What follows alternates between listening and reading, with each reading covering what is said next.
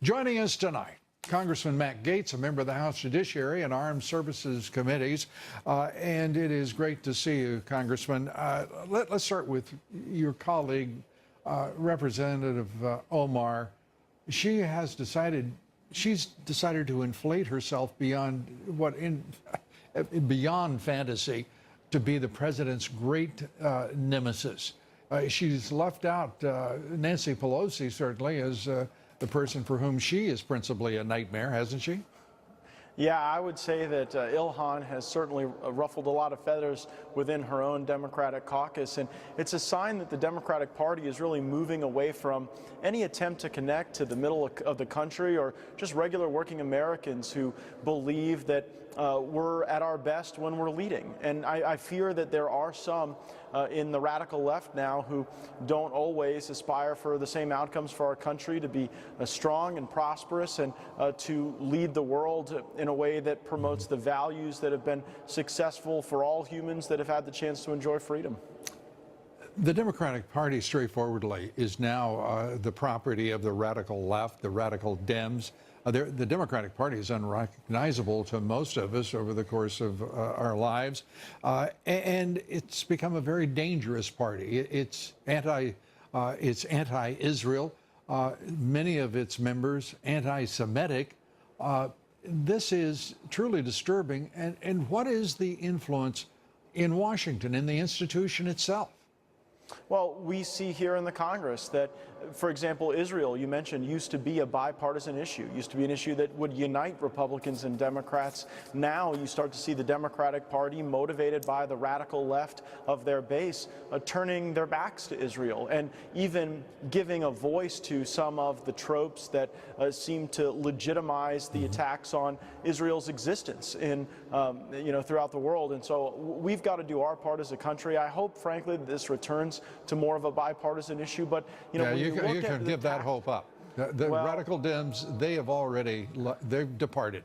They're no longer present. It's such a shame. It's such a shame. And you even look at the tactics that the radical left is using in the House Judiciary Committee, where they're literally trying to force the Attorney General of the United States to break the law. And Lou, I think one of the reasons why my colleagues on the Judiciary Committee in the radical left want to hold Bill Barr in contempt is that they want to intimidate him. They don't want him to get to the bottom of Spygate. They don't want him to expose all of these things that have happened. There would be no other explanation for their reckless and vicious so-called questioning of the Attorney General in the hearing.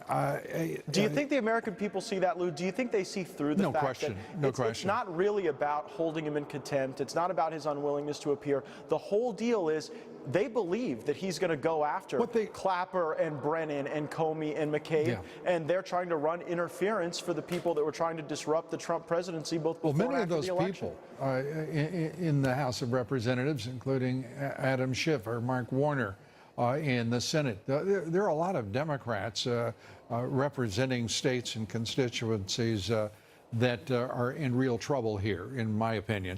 I want to turn to the judiciary and why I don't see the Republican Party again. I see the party staying passive without an offensive strategy to oppose the likes of radical Dems like Nadler, Adam Schiff. You all have got to do better than you did the last 2 years by going on the offensive against what has become a contemptible radical Dem party.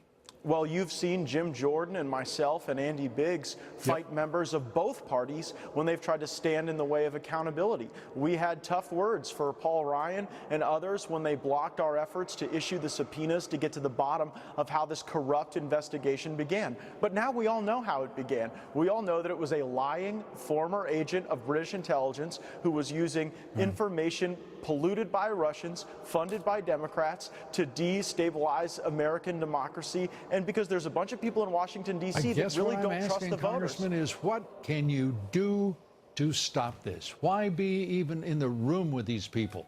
Why not rise up against this nonsense? here's the thing. They actually are growling and they're showing their teeth, but they're not going to bite. They're going to continue to have these hearings and this charade, but at the end of the day, they're trying to persuade the American people that Donald Trump is a bad man because they can't persuade the American people that he has instituted bad policies. And so the reason I'm going to be in the room and the way I'm going to fight back is to show that people are living better lives as a result of Donald Trump. And the worst thing we can have in this country is acceptance of allowing the highest levels of the Department of Justice and the FBI to succumb to politics, to dirty politics that really, frankly, was anti-American on the part of the Democrats and the Russians that they worked with.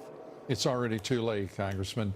The FBI and the Justice Department remain in the grip of toxic political corruption, and I believe only this Attorney General, I believe only this Attorney General, with great energy and focus and commitment, can clean it up. And that he must. Congressman Matt Gaetz, I understand you're going to be with the president tomorrow as he visits northern Florida. Have a great trip with the president. That's a great big old airplane you'll be on. We love the president in North Florida, Lou, and I'll give the president your best. Please do. As always. Thank you very much. Appreciate it. Thank you. Congressman Matt Gaetz, one of the good guys, without question.